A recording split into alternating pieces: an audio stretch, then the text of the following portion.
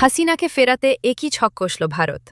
পাঠাচ্ছে নতুন high commissioner. BNP সরকারের পেছনে লাগল মার্কিন যুক্তরাষ্ট্র। পতন নিশ্চিত তারেক রহমানের। ইতিহাসের পাতা উল্টে দেখুন, এই টাইম ম্যাগাজিন যাদের মাথায় আশীর্বাদের হাত রেখেছে তাদের পরিণতি হয়েছে ধ্বংসাত্মক। শেখ হাসিনা থেকে সাদ্দাম হোসেন, গাদ্দাফি থেকে কেনেডি, টাইমের প্রচ্ছদে আসা মানেই যেন ক্ষমতার মসনদ থেকে পাতালে পতন। কিন্তু এর কারণ কি? আজ আমরা উন্মোচন করব পশ্চিমা থিঙ্ক ট্যাঙ্কগুলোর সেই ভয়ঙ্কর দাবার চাল যা তারেক রহমানকে এক বিশাল পতনের দিকে ঠেলে দিচ্ছে। কাজেই দীনেশ ত্রিবেদীকে বাংলাদেশে পাঠিয়ে ভারতের মোদী সরকার কোন শিবিরে বন্ধুত্ব চাঙ্গা করতে চান আর কি উদ্দেশ্য হাসিল করতে চান, কোন লক্ষ্যে তিনি এমন একজন রাজনৈতিক দূতকে বাংলাদেশে পাঠাচ্ছেন সেটা দেখবার জন্য অপেক্ষা করতে হবে। তবে তার আগে দীনেশ ত্রিবেদীকে নিয়োগের বিষয়ে বাংলাদেশ সরকারের অনুমোদনটা পেতে হবে ভারত সরকারকে। ভারতের মধ্যে শেখ হাসিনাকে বাংলাদেশে ফেরানোর জন্য একটি জরুরি বৈঠক বসেছে। সেখানে আওয়ামী লীগের শীর্ষ পর্যায়ের নেতারাও ছিল এবং ভারতের কূটনীতিক পর্যায়ে যারা শীর্ষ পর্যায়ের লোক ছিল তারাও ছিল। শেখ হাসিনাকে কোন উপায়ে বাংলাদেশে ফেরানো যায় সে সকল বিষয় নিয়ে বিস্তারিত সকল আলোচনা হয়েছে। একদিকে গঙ্গার পানি চুক্তি, জ্বালানি, বাণিজ্য সুবিধা, অন্যদিকে আঞ্চলিক নিরাপত্তা, শেখ হাসিনার প্রত্যাবর্তন, আওয়ামী লীগের নিষেধাজ্ঞা ও বাংলাদেশে অন্তর্ভুক্তিমূলক রাজনীতি সহ ভারত বাংলাদেশ সম্পর্ক নানা ইস্যুতে এখনো টান টান উত্তেজনার মধ্যে আছে। এমন পরিস্থিতিতে বাংলাদেশে প্রথমবারের মতো কোনো রাজনীতিবিদকে হাই কমিশনার করে পাঠাচ্ছে ভারত। আওয়ামী লীগ কি দ্রুতই ফিরছে? এই প্রশ্ন ঘন ঘন উঠছে বাংলাদেশের সবশেষ নির্বাচনের পর থেকেই। বিশেষ করে সম্প্রতি বাংলাদেশ ও ভারতের নানান ঘটনা এই প্রশ্নকে চাঙ্গা রাখছে। আসসালামু আলাইকুম দর্শক, সিগন্যাল বিডি চ্যানেলের নতুন একটি গুরুত্বপূর্ণ নিউজ ভিডিও নিয়ে আপনাদের মাঝে হাজির হলাম। প্রিয় দর্শক, বাংলাদেশের বর্তমান রাজনৈতিক প্রেক্ষাপট জানতে যারা এই ভিডিওটিতে ক্লিক করেছেন তাদের সবাইকে বলবো আপনারা ধৈর্য সহকারে পুরো ভিডিওটি দেখতে থাকুন, কারণ এই ভিডিওটিতে এমন কিছু তথ্য বা উপাত্ত শেয়ার করা হয়েছে যা জানলে আপনারা অবাক হবেন। প্রিয় দর্শক, ইতিমধ্যে আপনারা অনেকগুলো ভিডিওর অংশবিশেষ দেখে নিয়েছেন এবং আশা করি দেখেই বুঝতে পেরেছেন আজকের ভিডিওটি কতটি গুরুত্বপূর্ণ এবং আকর্ষণীয় হতে চলেছে। এখনো যারা আমাদের চ্যানেলটি সাবস্ক্রাইব করেননি তাদের সবাইকে বলবো আমাদের চ্যানেলটি সাবস্ক্রাইব করে পাশে থাকা বেল আইকনটি অন করে দিবেন। আর যারা ইতিমধ্যেই সাবস্ক্রাইব করেছেন তাদেরকে অসংখ্য ধন্যবাদ। তো প্রিয় দর্শক, চলুন আর কথা বাড়াবো না, একটি লাইক দিয়ে মূল ভিডিওতে যাওয়া যাক। প্রধানমন্ত্রীর জন্য বিপজ্জনক সংকেত। টাইম ম্যাগাজিনের প্রভাবশালী 100 ব্যক্তির তালিকায় প্রধানমন্ত্রী তারেক রহমানের নাম দেখে যারা আনন্দে গামছা বেঁধে নাচছেন তারা কি আসলে জানেন কোন আগুনের উপর দাঁড়িয়ে তারা উৎসব করছেন? এটি কি সত্যি কোনো সম্মান নাকি এটি একটি পলিটিক্যাল ডেথ ওয়ারেন্ট? ইতিহাসের পাতা উল্টে দেখুন, এই টাইম ম্যাগাজিন যাদের মাথায় আশীর্বাদের হাত রেখেছে তাদের পরিণতি হয়েছে ধ্বংসাত্মক। শেখ হাসিনা থেকে সাদ্দাম হোসেন, গাদ্দাফি থেকে কেনেডি, টাইমের প্রচ্ছদে আসা মানেই যেন ক্ষমতার মসনদ থেকে পাতালে পতন। কিন্তু এর কারণ কি? আজ আমরা উন্মোচন করব পশ্চিমা থিঙ্ক ট্যাঙ্কগুলোর সেই ভয়ঙ্কর দাবার চাল যা তারেক রহমানকে এক বিশাল পতনের দিকে ঠেলে দিচ্ছে। শুরুতেই নিরপেক্ষতার খাতিরের সেই দিকটি দেখা যাক, জানিয়ে বিএনপি সমর্থকরা আজ উচ্ছ্বাসিত। দীর্ঘ 17 বছরের নির্বাসন, লন্ডনের সে নির্বাসিত জীবন থেকে এক নিঃসঙ্গ লড়াই শেষে তারেক রহমান আজ বাংলাদেশের প্রধানমন্ত্রী। এটি অস্বীকার করার কোনো উপায় নেই যে টাইম ম্যাগাজিন তাকে লিডার ক্যাটাগরিতে স্থান দিয়ে তার রাজনৈতিক লড়াই এক আন্তর্জাতিক স্বীকৃতি দিয়েছে। টাইমের প্রতিবেদনে বলা হয়েছে তিনি মাত্র 2 মাসের ব্যবধানে বাংলাদেশে প্রশাসনিক স্বচ্ছতা ফেরানোর চেষ্টা করছেন। কৃষক কার্ড এবং ফ্যামিলি কার্ডের মতো জনকল্যাণমূলক উদ্যোগগুলো আন্তর্জাতিক মহলে প্রশংসিত হচ্ছে। তারা বলছে তারেক রহমান তার মা বেগম খালেদা জিয়ার পদাঙ্ক অনুসরণ করে দক্ষিণ এশিয়ার দ্বিতীয় বৃহত্তম অর্থনীতিকে গতিশীল করার স্বপ্ন দেখছেন। একজন নেতার জন্য এর চেয়ে বড় আন্তর্জাতিক সার্টিফিকেট আর কি হতে পারে? কিন্তু এই কিন্তু শব্দটার ভেতরে লুকিয়ে আছে আসল রহস্য।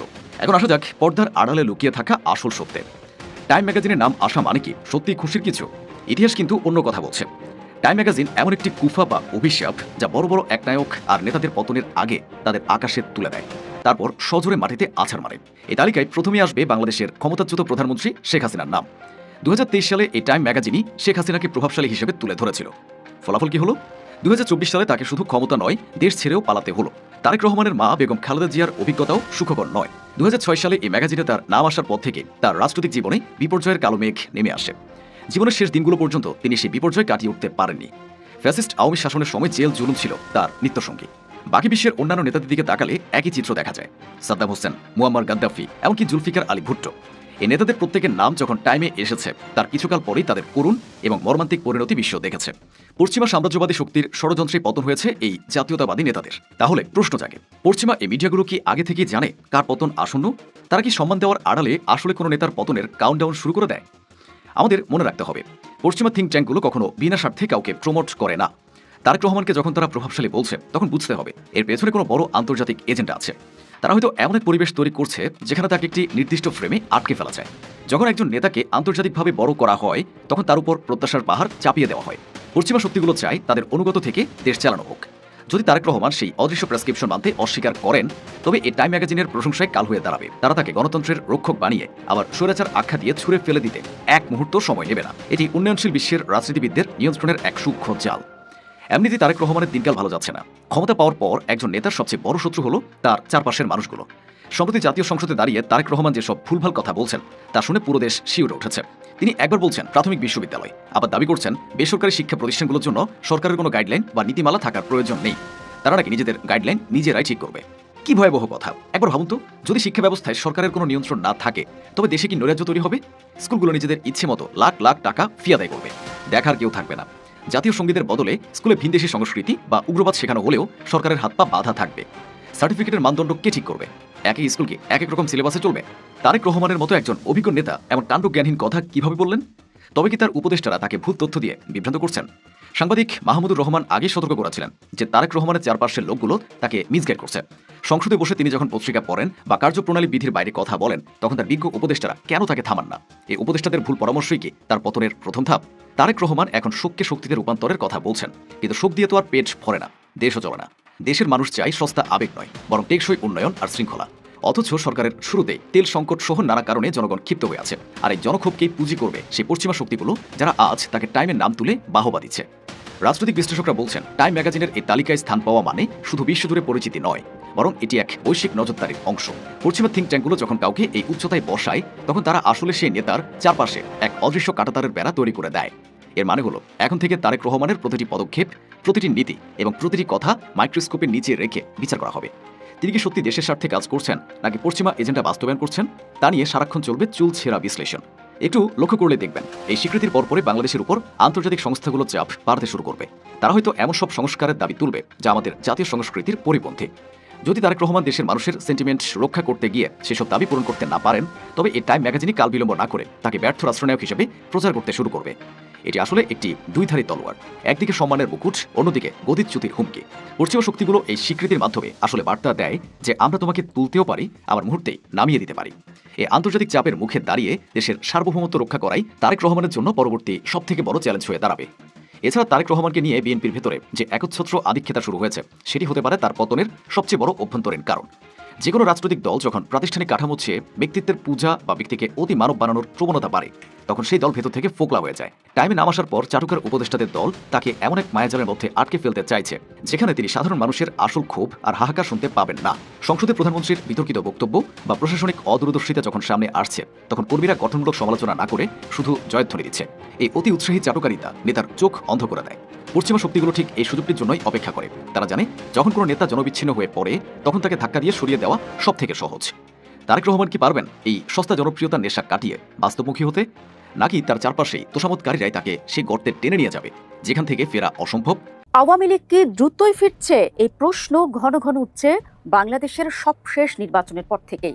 বিশেষ করে সম্প্রতি বাংলাদেশ ও ভারতের নানান ঘটনা এই প্রশ্নকে চাঙ্গা রাখছে। গতকাল ভারতের পররাষ্ট্র মন্ত্রণালয়ের মুখপাত্র রণধীর জয়সওয়াল সাংবাদিকদের আবারও জানিয়েছেন, শেখ হাসিনাকে ফেরত পাঠাতে বাংলাদেশ সরকারের অনুরোধ ভারত সরকার খতিয়ে দেখছে।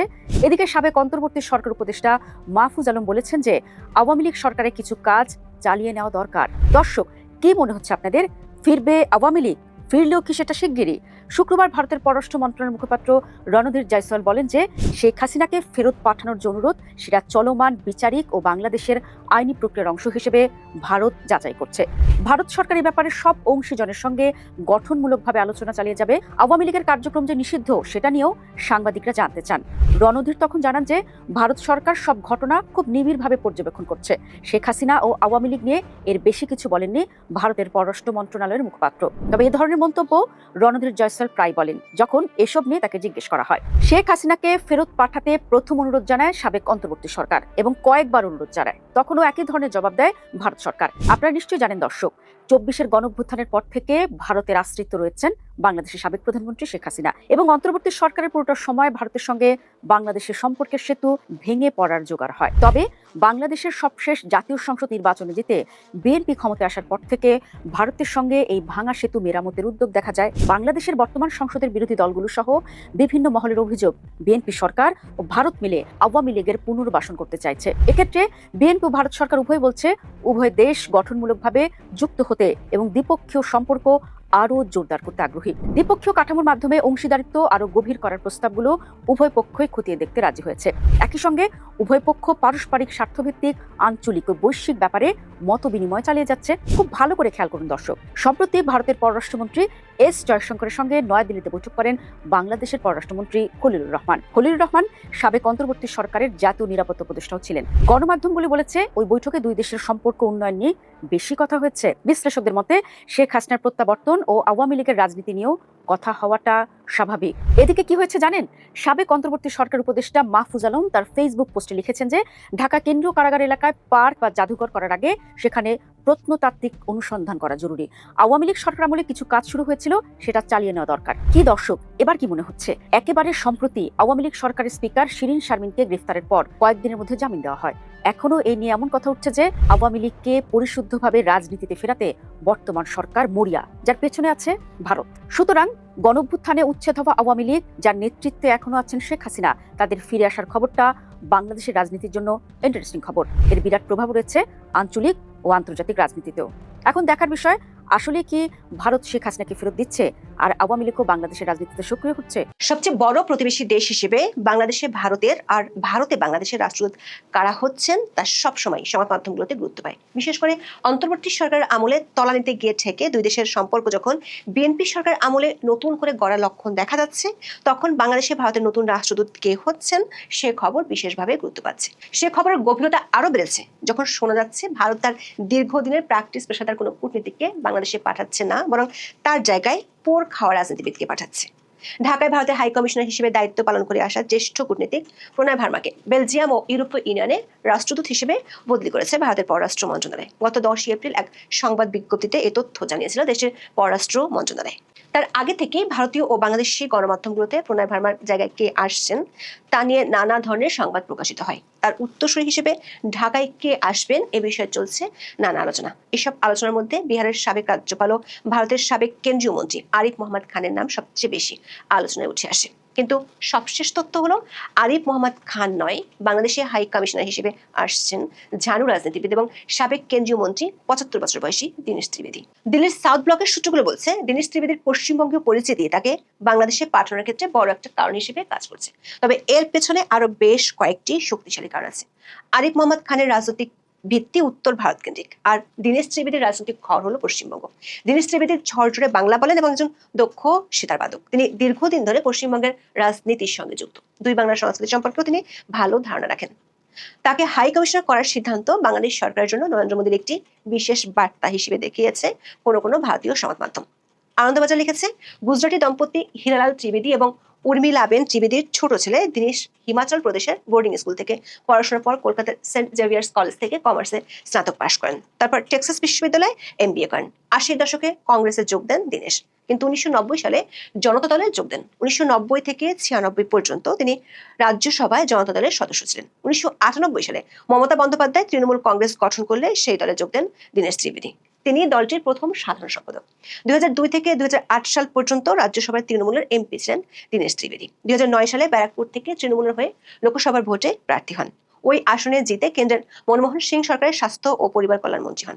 2011 সালে পশ্চিমবঙ্গের বিধানসভা নির্বাচনে জয়ের পর মমতা বন্দ্যোপাধ্যায় রেলমন্ত্রীর দায়িত্ব ছেড়ে দিলে সেই দায়িত্ব সামলান দীনেশ ত্রিবেদী। পরে তাকে সেই দায়িত্ব থেকে সরিয়ে দেওয়া হয়।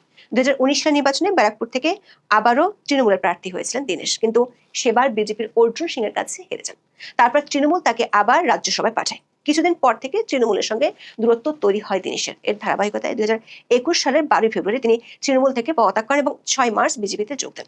সূত্রগুলো বলছে দীনেশ ত্রিবেদীর নিয়োগের পেছনে সবচেয়ে বড় ত্রুপের তাস হলো তার পশ্চিমবঙ্গীয় পরিচয়। তিনি পশ্চিমবঙ্গের ব্যারাকপুর থেকে সাংসদ নির্বাচিত হয়েছিলেন এবং একসময় তৃণমূল কংগ্রেসের TMC-র অত্যন্ত প্রভাবশালী নেতা ছিলেন। যদিও 2021 সালে তিনি বিজেপিতে যোগ দিয়েছেন, কিন্তু পশ্চিমবঙ্গের সমাজ সংস্কৃতি এবং বাংলাদেশের সাথে এর ঐতিহাসিক নারীর সম্পর্কের বিষয়ে তার জানাশোনা গভীর।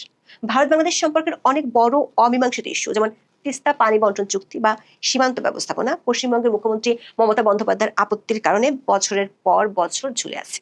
ত্রিবেদী যেহেতু মমতার একসময়ের ঘনিষ্ঠ সহকর্মী ছিলেন, তাই দিল্লি আশা করছে তিনি পশ্চিমবঙ্গ সরকার এবং ঢাকা এই দুই মেরুর মধ্যে একটি কার্যকর সেতু বন্ধন তৈরি করতে পারবেন। দর্শক, দীর্ঘদিন ধরে ভারত তার নিকটতম প্রতিবেশী দেশগুলোতে ইন্ডিয়ান ফরেন সার্ভিস বা IFS এর কর্মকর্তাদের নিয়োগ দিয়ে আসছে। তবে বর্তমান বাংলাদেশে যে দ্রুত পরিবর্তনশীল এবং স্পর্শকাতর রাজনৈতিক পরিস্থিতি বিরাজ করছে, সেখানে একজন আমলার চেয়ে একজন ঝানু রাজনীতিবিদের গ্রহণযোগ্যতা এবং আলোচনার ক্ষমতা অনেক বেশি কার্যকর বলে মনে করছে দিল্লি।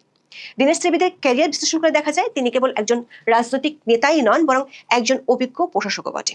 মনমোহন সিং এর ইউপিএ সরকারে তিনি রেলমন্ত্রী এবং স্বাস্থ্য ও পরিবহন কল্যাণ প্রতিমন্ত্রী হিসেবে দায়িত্ব পালন করেছেন। তার এই দীর্ঘ প্রশাসনিক অভিজ্ঞতা বাংলাদেশের ভেঙে পড়া সরবরাহ ব্যবস্থা এবং কানেক্টিভিটি প্রকল্পগুলো পুনর্গঠনে বিশেষ সহায়ক হবে, এমনটাই মনে করছে দিল্লির সাউথ ব্লক। ত্রিবেদীকে নিয়োগের পেছনে অন্যতম প্রধান কারণ হলো সরাসরি রাজনৈতিক সংযোগ বা পলিটিক্যাল অ্যাক্সেস। একজন ক্যারিয়ার ডিপ্লোম্যাটকে প্রোটোকল এবং আমলাতান্ত্রিক কাঠামোর মধ্য থেকে কাজ করতে হয়, যা অনেক সময় সিদ্ধান্ত নিতে দেরি হয়। অন্যদিকে ত্রিবেদীর মতো একজন হেভিওয়েট নেতার সরাসরি ভারতের প্রধানমন্ত্রীর কার্যালয় এবং শীর্ষ নেতৃত্বের কাছে অবাধ প্রবেশাধিকার রয়েছে। বাংলাদেশের বিএনপির নতুন সরকারের সাথে আলোচনার টেবিলে বসার জন্য দিল্লির এমন একজনকে প্রয়োজন ছিল, যিনি প্রোটোকলের বাইরে গিয়ে রাজনৈতিক ভাষায় কথা বলতে পারেন। বিশেষ করে নির্বাচনের আগে থেকে একটি ওপেন সিক্রেট বিষয় হলো ভারতের সাথে বিএনপির এক ধরনের সমঝোতা হয়েছিল। এমনকি নির্বাচনের আগে থেকেই বিএনপির প্রতি ভারত সরকারের ইতিবাচক মনোভাব দেখা গেছে। ইউনূসের সাথে আলোচনার জন্য না আসলেও ভারতের পররাষ্ট্রমন্ত্রী এস জয়শঙ্কর বাংলাদেশে এসেছিলেন খালেদা জিয়ার মৃত্যুতে শোক বার্তা নিয়ে। কূটনৈতিক মহলে চাওয়ার আছে যে নির্বাচনের বেশ কয়েক মাস আগেই ভারত সরকারের শীর্ষ মহলের সাথে বিএনপির শীর্ষ নেতৃত্বের মধ্যে একাধিক বৈঠক অনুষ্ঠিত হয়েছিল। সেসব বৈঠকে একটি পরাশক্তি দেশে উপস্থিত ছিল। এসব বৈঠকে বাংলাদেশে ভারত বিরোধী উগ্রপন্থীদের নিয়ন্ত্রণ করা, ভারতের উত্তর পূর্বাঞ্চলের নিরাপত্তা নিশ্চিত করা এবং আওয়ামী লীগ আমলের কানেক্টিভিটি প্রকল্পগুলো বজায় রাখা, শেখ হাসিনা ও আওয়ামী লীগ ইস্যুতে কথাবার্তা হয়েছিল বলে কূটনৈতিক মহলে আলোচনা আছে। নির্বাচনের পর সম্প্রতি বাংলাদেশের পররাষ্ট্রমন্ত্রী খলিলুর রহমান ও তারেক রহমানের পররাষ্ট্র উপদেষ্টা হুমায়ুন কবির মরিশাস যাওয়ার পথে ভারতে 2 দিনের সফর করেছেন। এই সফরে বাংলাদেশের পক্ষ থেকে জ্বালানি সাহায্য, শেখ হাসিনা ইস্যু, গঙ্গা পানি চুক্তির বিষয়ে আলোচনায় উঠে এসেছে। এই মুহূর্তে বাংলাদেশের নতুন নির্বাচিত সরকারের জন্য সবচেয়ে বড় চ্যালেঞ্জ ভয়াবহ জ্বালানি সংকট মোকাবেলা করা। এই সংকটময় মুহূর্তে ভারত তার প্রতিবেশী প্রথম নীতির অধীনে বাংলাদেশের পাশে দাঁড়িয়েছে। এ নিয়ে 6 দফায় বাংলাদেশের ডিজেল পাঠিয়েছে দেশটি। শেখ হাসিনা আমলে 2023 সালে উদ্বোধন হওয়া ভারত বাংলাদেশ ফ্রেন্ডশিপ পাইপলাইন, যা আসামের নুয়ালিগড় রিফাইনারি থেকে বাংলাদেশের ডিজেল সরবরাহ করে, সেটি অন্তর্বর্তীকালীন সময় প্রায় বন্ধের পথে ছিল। তবে 2026 সালের শুরু থেকে ভারত পুনরায় এই পাইপলাইন সক্রিয় করেছে। সূত্রগুলো বলছে, আঞ্চলিক নিরাপত্তা ছাড়াও ভারতের কাছে এই মুহূর্তে গুরুত্বপূর্ণ একটি ইস্যু হলো আওয়ামী লীগের কার্যক্রমের উপর নিষেধাজ্ঞা ইস্যু। অন্তর্বর্তী সরকার আমলে যখন আওয়ামী লীগের কার্যক্রমের উপর নিষেধাজ্ঞা দেওয়া হয়, তখন ভারতই প্রথম দেশ যারা এর বিরোধিতা করেছিল। ভারতের পররাষ্ট্র মন্ত্রণালয় এবং থিঙ্ক ট্যাঙ্কগুলোর ধারণা হলো, একটি বিশাল জনভিত্তি সম্পন্ন রাজনৈতিক দলকে পুরোপুরি নিষিদ্ধ করলে তা দেশে উগ্রপন্থার জন্ম দেবে, যেটি ভারতের আঞ্চলিক নিরাপত্তার জন্য হুমকি হয়ে দেখা দেবে। ভারতের পক্ষ থেকে এরই মধ্যে একটি অন্তর্ভুক্তিমূলক রাজনীতির বার্তা বাংলাদেশের নতুন সরকারকে দেওয়া হয়েছে। ভারত চায় আওয়ামী লীগকে রাজনীতির মূল ধারায় ফেরার সুযোগ দেওয়া হোক, যাতে ভবিষ্যতে ক্ষমতার ভারসাম্য বজায় থাকে। নির্বাচনের আগে এইসব বার্তা ও সমঝোতার বাস্তবায়ন ঘটাতে ঢাকায় পাঠানো হচ্ছে দীনেশ ত্রিবেদীকে। সূত্রগুলো বলছে, ঢাকা ও দিল্লির সম্পর্ক এখন আর কেবল গোল্ডেন চ্যাপ্টার বা সোনালী অধ্যায়ের রোমাঞ্চিকতায় সীমাবদ্ধ নেই। এটি এখন এক রূঢ় বাস্তববাদী পর্যায়ে প্রবেশ করেছে। দীনেশ ত্রিবেদীকে পাঠানো হবে এমন এক সময় যখন দুই দেশের মধ্যে স্মৃতির যে স্বার্থ বড় হয়ে দাঁড়িয়েছে।